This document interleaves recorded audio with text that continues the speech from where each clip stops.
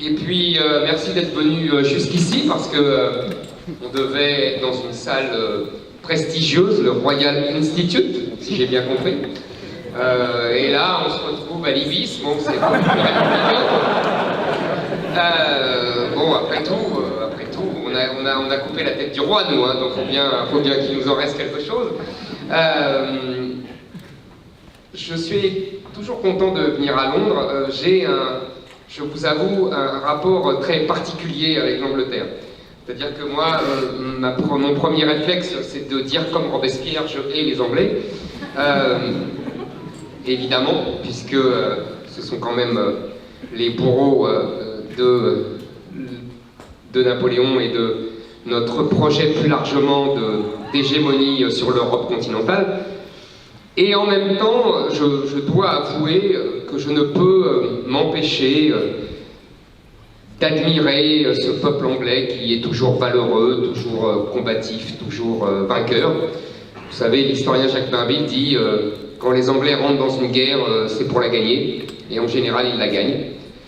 On peut d'ailleurs faire l'histoire de la France et l'Angleterre comme une espèce d'histoire antithétique entre la terre et la mer, entre le pays qui a voulu dominer le continent et le pays qui l'en a empêché, qui d'ailleurs a empêché tous les pays continentaux de dominer l'Europe, que ce soit l'Espagne de Charles Quint, la France de Louis XIV, la France de Napoléon, puis la Prusse et l'Allemagne. En même temps, comme vous le savez, nous avons failli être anglais, ils ont failli être français. Si Jeanne d'Arc ne s'était pas levée, le traité de Troyes avait réglé la question et nous étions tous gouvernés et sous un monarque anglais mais qui parlait français.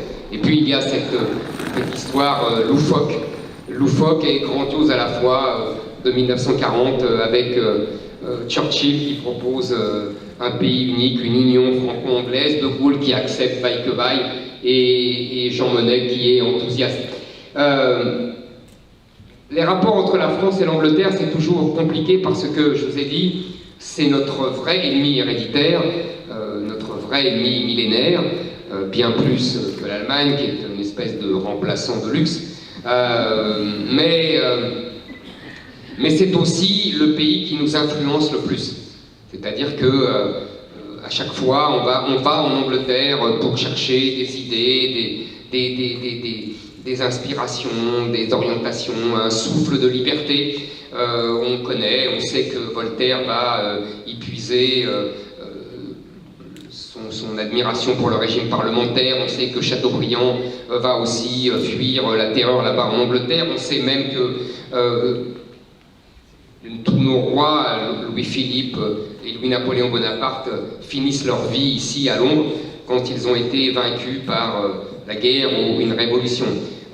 On sait moins d'ailleurs que notre fameux drapeau bleu-blanc-rouge, on nous a appris jadis que c'était les couleurs, disions-nous, de bleu-blanc c'est la monarchie, le bleu et le rouge c'est la ville de Paris. En fait, que nenni, c'est le drapeau américain, et le drapeau américain lui-même est inspiré du drapeau anglais. Donc sans le savoir, notre drapeau français républicain, les trois couleurs bleu, blanc, rouge, s'inspirent des trois couleurs bleu, blanc, rouge du drapeau de l'Union Jack et du drapeau anglais.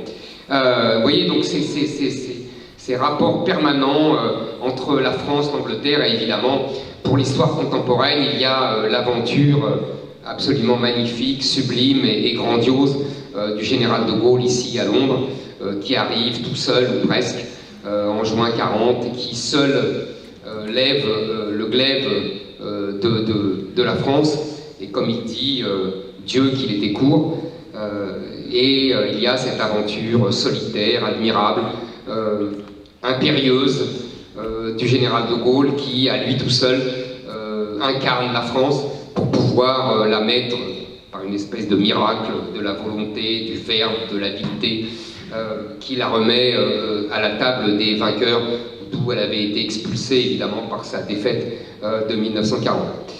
Voilà cette histoire. On pourrait passer des heures sur l'histoire entre la France et l'Angleterre, on n'aurait jamais assez.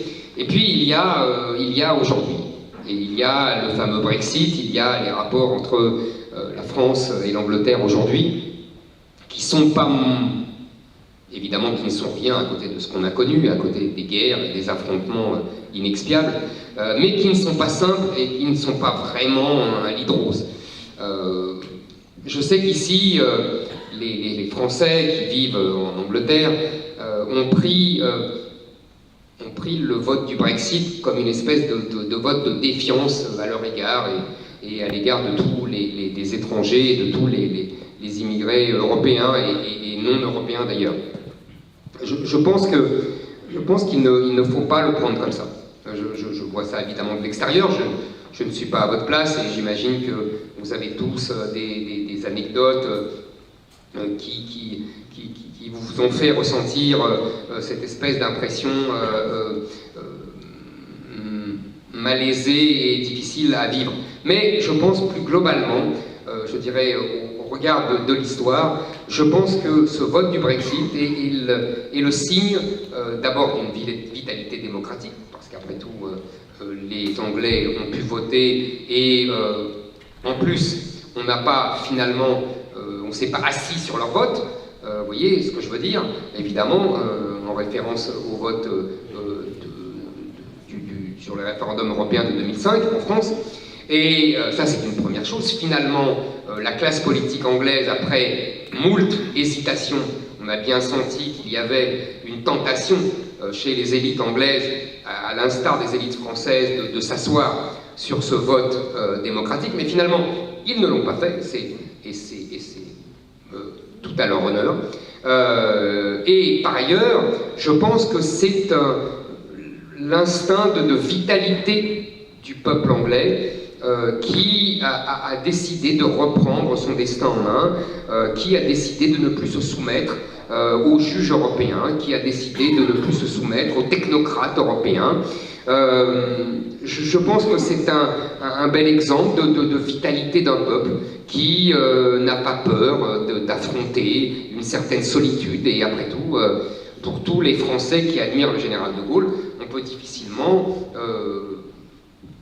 leur reprocher, après tout. Et d'autant plus que, contrairement à ce que disent les élites françaises, ces Anglais ont vite, en vérité, rompu avec leur solitude, contrairement à ce qu'on entendait et ce qu'on entend encore dans les médias français, puisque vous avez remarqué, et c'est comme d'habitude à nos dépens, que c'est reconstitué un bloc anglo-saxon très vite. Il a fallu que quelques mois, quelques années, entre les Anglais, les Américains, l'Australie, la Nouvelle-Zélande, vous avez vu tout ça évidemment, ce nouveau Commonwealth, mais sous direction américaine, se reconstituer très vite, et comme par hasard, à nos dépens. Donc, je pense qu'il faut comprendre le Brexit comme ça, il faut comprendre que, d'ailleurs vous avez évidemment vu à l'époque les études des votes, et vous savez que ici, c'est l'électorat populaire qui a voté en faveur du Brexit, l'électorat populaire anglais, et ce sont les grandes métropoles, dont Londres, qui a voté contre. Et là, je ne peux pas m'empêcher de penser à mon nouvel ami, Sadiq Khan. Ah oui, moi je me fais des amis partout, vous ne comprenez pas ça.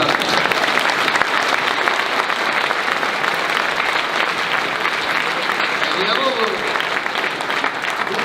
vous n'aimez personne. Moi j'ai un petit cœur qui bat et le fait de me faire des amis comme ça partout, qui m'accueillent chaleureusement, et ben ça me fait chaud au cœur. Vous ne pouvez pas comprendre, vous, évidemment.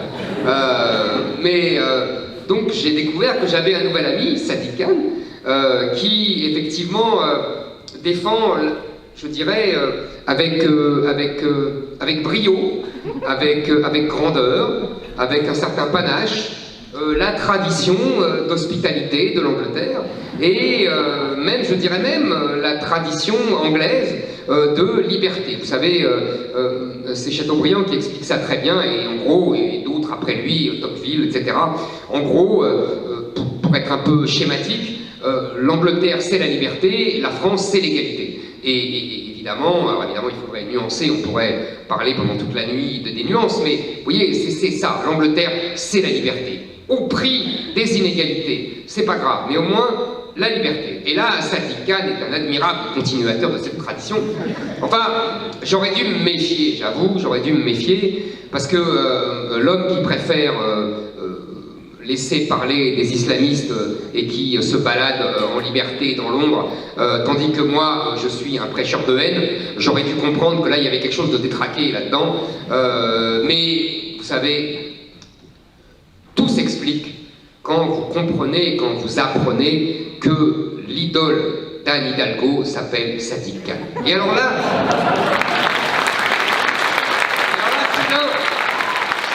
vous avez un éclair, qui vous illumine, vous comprenez les rapprochements, vous comprenez évidemment cette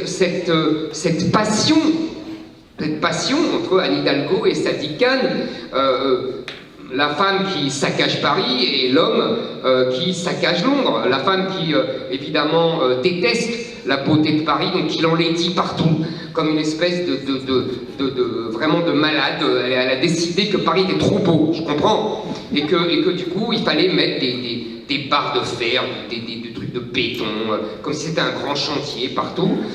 Et le maire de Londres qui lui a décidé que Londres était trop calme. Que Londres était trop paisible, trop sûr, et que donc, depuis qu'il est là, il y a une explosion de vols, d'attaques à main armée. Maintenant, Londres est plus dangereux que New York. Formidable réussite. Ces deux-là sont faits pour se marier, je veux dire. Là, vraiment, c'est une union qui promet. Donc, merci à Sadiq Khan d'avoir montré que, en vérité, le multiculturalisme était porteur d'intolérance et de totalitarisme, comme la nuée est portée porte l'orage. C'est tellement évident, et il le manifeste avec autant d'intelligence, je dirais, et d'éclat. Maintenant,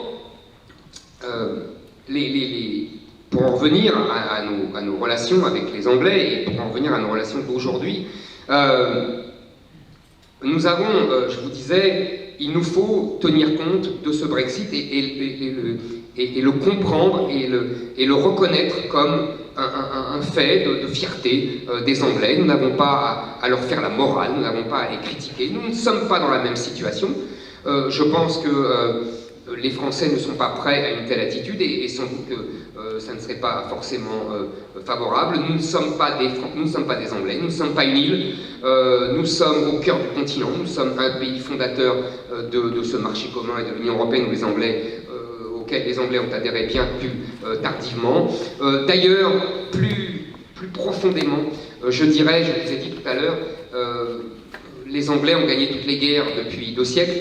Non, nous en avons gagné beaucoup, nous en avons perdu aussi beaucoup, et pire encore, notre victoire, notre plus grande victoire au XXe siècle, s'est avérée une victoire à la Pyrrhus, qui nous a coûté encore plus cher qu'une défaite. Je veux évidemment parler de la guerre de 14. Donc nous ne sommes pas dans la même situation psychologique, je dirais, en termes de psychologie des peuples. Nous ne sommes pas dans la même situation historique. Nous avons une situation complètement opposée, c'est-à-dire que pendant des siècles, nous avons fait glorieusement et magnifiquement la guerre à toute l'Europe. Nous n'avons peur de rien. Nous pouvions avoir des coalitions contre nous et on les affrontait vraiment brillamment, que ce soit les guerres de Louis XIV, de la Révolution, de Napoléon. Et puis nous avons eu cette défaite de 1870. Pompidou dit dans une lettre à Malraux que depuis cette défaite de 1870 face à la Prusse, c'était la première fois que la France, depuis des siècles, était battue par un pays seul, par une armée seule, a traumatisé les Français. Et que depuis, les Français n'osent plus aller à la guerre seuls. Ils ont besoin d'alliés, quitte d'ailleurs à aller contre leurs intérêts. Ce qui explique beaucoup de choses, ce qui explique l'avant-guerre 14, ce qui explique surtout l'entre-deux-guerres, les fautes face à Hitler, la pusillanimité française face à Hitler, qui avait toujours besoin de ce qu'on appelait la nounou anglaise, ce qui explique aussi effectivement notre rapport à ce marché commun, à cette Union européenne, même si très souvent les Bruxelles et les technocrates de Bruxelles et les juges européens vont à l'encontre de nos intérêts, ce qui explique aussi le comportement parfois incompréhensible de nos élites françaises, qui sont très bien incarnées par Emmanuel Macron, c'est-à-dire que nos élites françaises préfèrent la poursuite de chimères fédéralistes, de chimères européistes, d'États-Unis d'Europe, quitte à sacrifier les intérêts français. On ne comprend pas cela si on ne voit pas cela, et on ne comprend pas cela non plus si on ne voit pas cette espèce comment dire, de naïveté française, d'universalité française qui se retourne contre la France. Vous savez, c'est ce que j'appelle, moi, le syndrome de Victor Hugo. Vous connaissez sans doute ce grand discours de Victor Hugo qui dit demain il n'y aura plus d'anglais, il n'y aura plus de français, il n'y aura plus d'allemand, il n'y aura plus d'italien, car ils seront tous frères, comme aujourd'hui les Bretons, les Basques, les Corses, les Corréziens, etc. etc. Je pense que Victor Hugo, qui est un génie insurpassable, en politique l'est beaucoup moins, et là en l'occurrence il se trompe, car comme disait le général de Gaulle, on ne fait pas d'omelette avec des œufs durs. La France, l'Angleterre, l'Espagne, l'Allemagne ne sont pas la Bretagne, la Corrèze, la Corse, etc. Ce sont des vieilles nations et qui ne se fondront pas dans une nation européenne. Mais les élites françaises veulent y croire. Et elles sont prêtes à nous emmener dans le mur pour cela. Emmanuel Macron est un exemple typique. Et dans ses relations avec l'Angleterre post-Brexit, on voit bien que c'est cela qui l'anime. Donc qu'est-ce qu'il fait? Il passe son temps à faire la morale aux Anglais, ah, c'est pas bien, vous êtes partis, c'est pas bien, et il veut les punir comme des garnements. Il veut leur dire, voilà, on doit montrer au peuple anglais, on doit montrer aux autres peuples européens que partir de l'Union européenne coûte. Partir de l'Union européenne fait mal. Vous voyez, une espèce d'attitude moralisatrice d'instituteurs ou de grands frères qui viendraient dire, tu as vu, c'est mal ce que tu fais, donc tu vas être puni. Nous n'avons pas à adopter cette attitude. Le peuple anglais a décidé, nous devons respecter le peuple anglais, comme le peuple anglais doit respecter le peuple français, cette attitude est contre-productive et stupide d'abord, et en plus est injuste, et en plus est irrespectueuse. Et en plus, on la paye. On la paye parce que du coup, les Anglais se sentent agressés et nous le font payer. Et là, on a vu, il y a quelques jours, j'allais dire quelques heures, comment la négociation sur la pêche s'est très mal finie et comment les Anglais nous ont vraiment imposé un nouveau petit Trafalgar. Nous allons détruire des centaines de bateaux de pêche cette fois, et pas de guerre, mais je pense que là, c'est terrible pour ces marins et c'est même injuste, et c'est même cruellement injuste, car ces gens-là avaient des accords, des droits de pêche depuis des décennies, voire des siècles.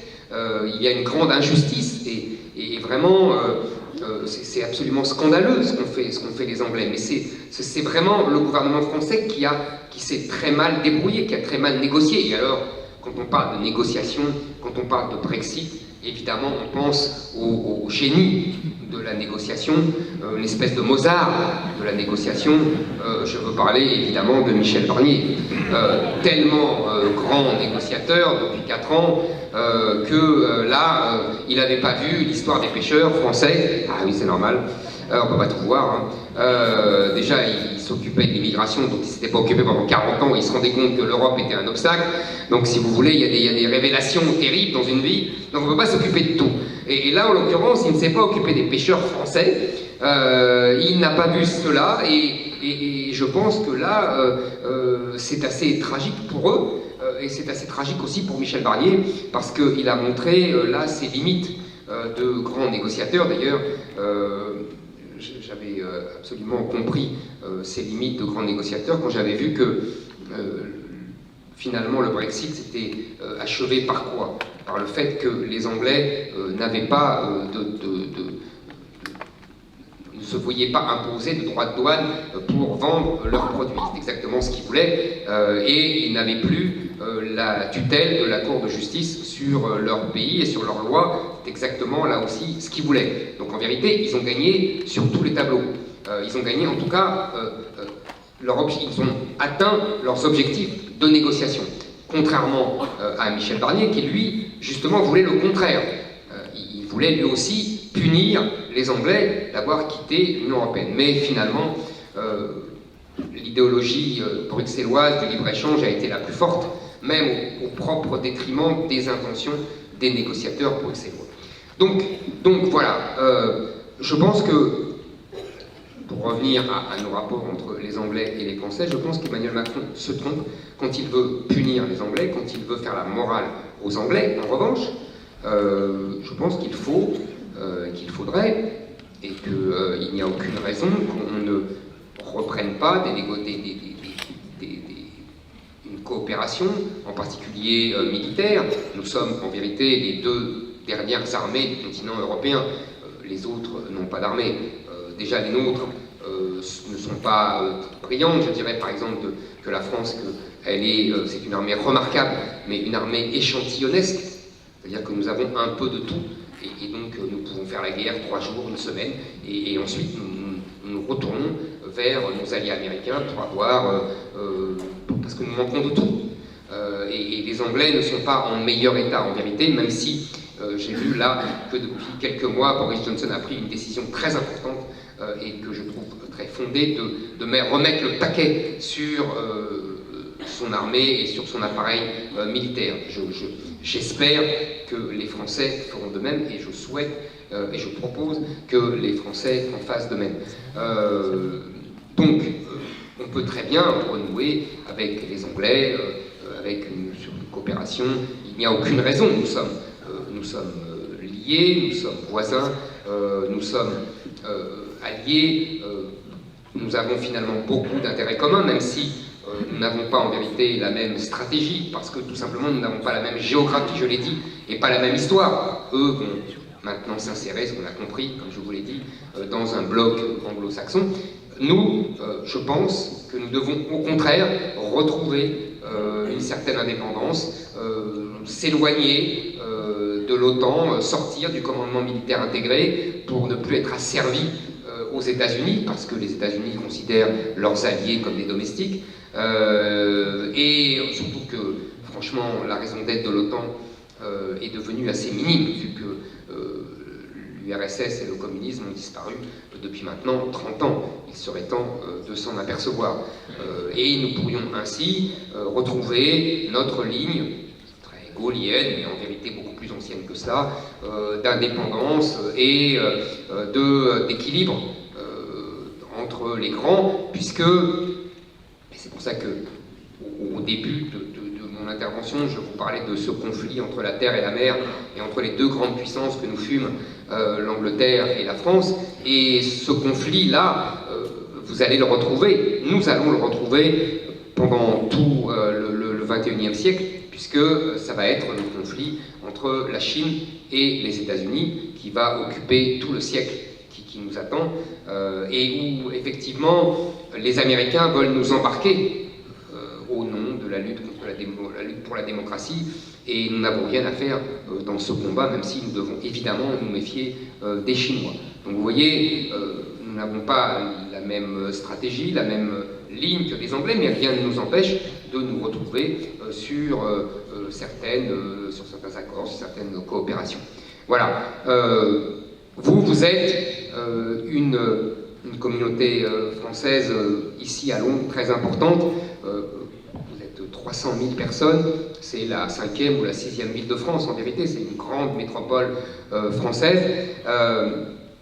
Vous êtes très mélangés, c'est-à-dire qu'il y a chez vous des gens qui sont de très haut niveau, de diplômes, de conditions sociales, et puis il y a d'autres qui sont beaucoup plus modestes, qui travaillent dans les restaurants, qui travaillent un peu comme ça, des jeunes qui occupent aussi, qui payent ainsi leurs études. Et c'est vraiment une communauté française très mêlée, et je vous avoue que, comment vous dire, je vous regarde avec des sentiments mêlés. Je vais vous expliquer. En fait, quelque part, quelque part, je trouve que vous êtes ce qu'on fait de mieux en France, c'est-à-dire que vous êtes les plus dynamiques, les plus déterminés, les plus audacieux. Vous avez quitté votre pays, vous faites rayonner la France, vous montrez les qualités intrinsèques de la France, de ce qu'elle a produit de meilleur, de plus intelligent, de plus rationnel, de plus organisé. Et en cela, je suis assez fier de vous. Et en même temps, comment vous dire, vous savez, je suis toujours gêné quand des Français quittent la France. Et je vais vous dire franchement, parce que historiquement, la France a beaucoup perdu en n'exportant pas sa population au moment où nous étions des conquérants et des colonisateurs. Je pense ainsi que nous avons perdu le Canada parce que nous n'étions pas assez nombreux, parce qu'il n'y avait pas assez d'émigrants français, qu'il y avait beaucoup d'émigrants anglais. Et moi, je souffre toujours de ça. Nous avons perdu l'Algérie, par exemple, parce que nous n'avons jamais réussi à envoyer des millions et des millions d'émigrants français, parce que les Français ne voulaient pas partir. Voilà, tout simplement. Et je me dis qu'aujourd'hui, ils partent, alors qu'on ne conquiert plus aucun pays, et que là, c'est un manque pour nous. En plus, vous êtes pour beaucoup des bacs plus 10, et on importe des bacs moins 10 par centaines de milliers. Et moi, ça me fait mal au ventre, ça me fait souffrir. Et je sais très bien que vous avez toutes les bonnes raisons d'être ici. Vous avez toutes les bonnes raisons d'abord qu'on donne toujours en France, c'est-à-dire des raisons économiques, des raisons fiscales, des raisons sociales. Je comprends très bien tout ça. Vous avez pu vous épanouir davantage qu'en France, je le comprends très bien. Et puis, je pense à parler d'ailleurs avec certains d'entre vous qu'il n'y a pas que ça en vérité. Et que quand vous arrivez de la gare de Pancrace à la gare de la gare du Nord, vous voyez effectivement à quel point notre cher pays a changé et à quel point notre cher pays subit une invasion phénoménale et un remplacement de population qui crève les yeux, si ce n'est de nos élites qui ont pour profession de ne rien voir. Donc je comprends, je sais très bien que vous vous dites, mais pourquoi rentrer, pourquoi risquer que notre fille se fasse agresser, pourquoi risquer que notre fils se fasse détrousser, pourquoi risquer que soi-même et que cette France qui n'est plus vraiment la France avec toutes ces enclaves étrangères, cette France qu'on ne reconnaît plus, que vous ne reconnaissez plus, que nous ne reconnaissons plus, je comprends votre réticence à rentrer.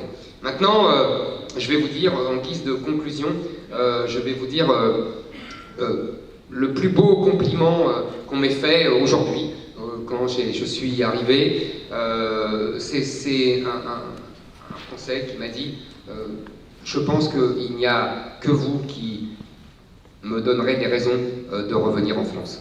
Et donc je pense qu'on ne peut pas me faire plus beau compliment. Et j'espère que je vous donnerai l'envie de revenir en France.